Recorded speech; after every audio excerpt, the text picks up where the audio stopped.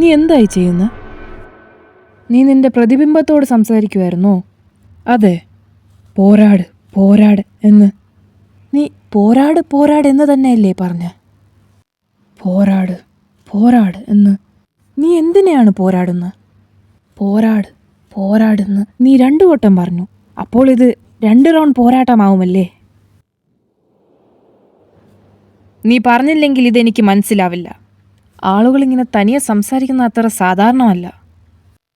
എനിക്കറിയാം, ഞാൻ ഇതുവരെ കണ്ണാടിയിൽ നോക്കി ഇതുപോലെ സംസാരിച്ചിട്ടില്ല. ആ ഹെയർ സ്റ്റൈൽ നിനക്ക് നന്നായി ചേരുന്നുണ്ട്. ആദ്യം കാണുമ്പോൾ നല്ല അലങ്കോലമായി തോന്നുമെങ്കിലും നീ അത് നന്നാക്കാൻ കുറെ ശ്രമിച്ചിട്ടുണ്ടല്ലേ? അതിനെന്താ പ്രശ്നം? ഞാൻ നിന്നോട് സംസാരിക്കാൻ വന്നതല്ലേ. നമ്മൾ ആദ്യമായി കണ്ട സമയത്ത് രാത്രി വെളുക്കോളം നമ്മൾ ടൈറ്റൻസിനെ പറ്റി സംസാരിച്ചിട്ടില്ലേ? ഞാൻ മണിക്കൂറുകളോളം സംസാരിക്കുന്നത് നീ കേട്ടിരുന്നല്ലോ. ഞാൻ ഉറപ്പായിട്ടും വിശ്വസിച്ചിരുന്നത് നീ ഒരിക്കലും ഹിസ്റ്റോറിയുടെ ജീവൻ അപകടത്തിലാക്കില്ലെന്ന്. അതിനെപ്പറ്റി ഞങ്ങളെല്ലാം നിന്റെ അത്രയും തന്നെ ദുഃഖിതരായിരുന്നു.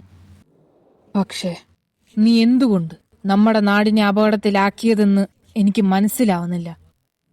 അപ്പോൾ ഹിസ്റ്റോറിയക്ക് എന്ത് സംഭവിച്ചാലും നിനക്ക് ഒരു പ്രശ്നവുമില്ലായിരുന്നു. വാർഹാമർ ടൈറ്റനെ ഞാൻ തിന്നു. ഇതിന്റെ ഈ ശക്തി കൊണ്ട് മണ്ണിനടിയിരുന്നാലും എല്ലാം എന്റെ നിയന്ത്രണത്തിലാണ്. ആയുധങ്ങൾ ഉൾപ്പെടെ എന്തും എനിക്ക് സൃഷ്ടിക്കാം. അതുകൊണ്ട് തന്നെ എന്നെ എത്ര ആഴത്തിലടച്ചിട്ടാലും ഒരു ഉപകാരവുമില്ല. എനിക്ക് ഈ സ്ഥലം വിട്ട് എപ്പോ വേണമെങ്കിലും പോകാം. ഫൗണ്ടർ എന്റെ കയ്യിലുള്ളത് കൊണ്ട് എന്നെ കൊല്ലാനാവില്ല. പിന്നെന്തൊക്കെ പറഞ്ഞാലും നിങ്ങൾക്ക് സീക്കിനെയും കൊല്ലാനാവില്ല. അങ്ങനെ ഇരിക്കെ ഹാൻജി, നിങ്ങളെ കൊണ്ട് എന്നെ എന്ത് ചെയ്യാൻ കഴിയും? വല്ലതും പറ ഹാൻജി. ഇനി വേറെ വഴിയൊന്നുമില്ലേ? പറഞ്ഞു തുടക്കേ. എറുവിൻ, നീ ഒരേ ഒരു തെറ്റേ ചെയ്തിട്ടുള്ളൂ. എന്തിനാണ് നീ എന്നെ ഇതിന്റെ കമാൻഡർ ആക്കിയത്?